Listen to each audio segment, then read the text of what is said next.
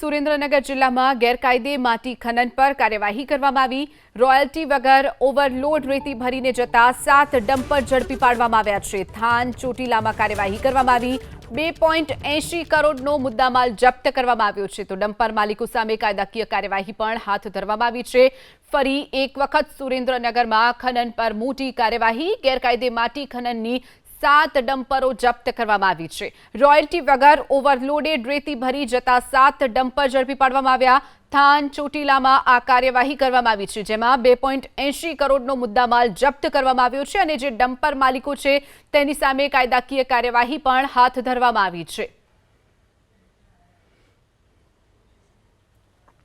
સુરેન્દ્રનગર જિલ્લામાં ગેરકાયદે માટી ખનન પર કાર્યવાહી કરવામાં આવી। રોયલ્ટી વગર ઓવરલોડ રેતી ભરીને જતા 7 ડમ્પર ઝડપી પાડવામાં આવ્યા છે। થાન ચોટીલામાં કાર્યવાહી કરવામાં આવી। 2.80 કરોડનો મુદ્દામાલ જપ્ત કરવામાં આવ્યો છે।